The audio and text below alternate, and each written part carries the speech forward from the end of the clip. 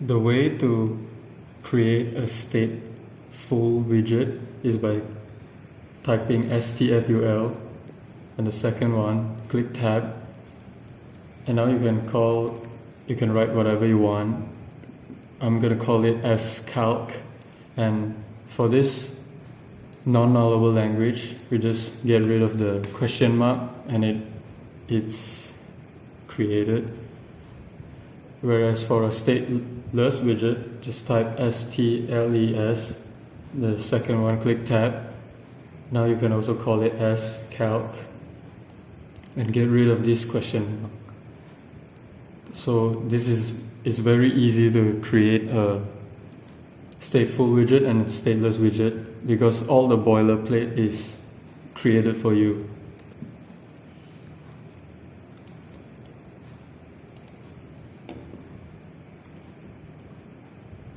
Now, we've called this stateful widget, and the top part of a stateful widget, which is this top class here, you can just ignore it because it's just boilerplate.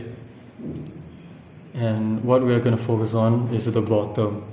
Here we created the variables, and we have one function, one widget class, and below the override is where the main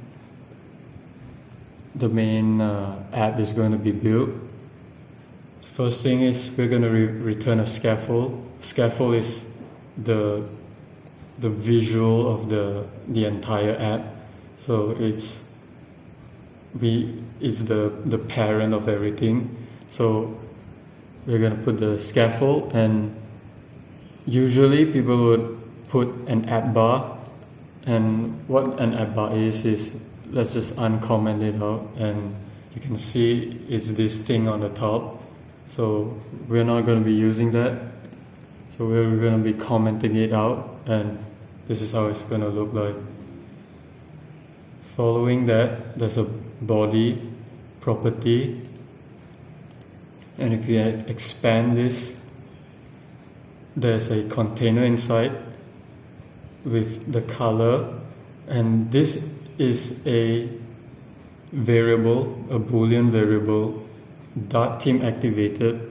So whenever we click this sun icon, we're going to set .theme activated to false, and when we click the moon icon, we're going to set this boolean to true. And this question mark, this thing here is a ternary operator. It is an if-else statement, but just in a different format.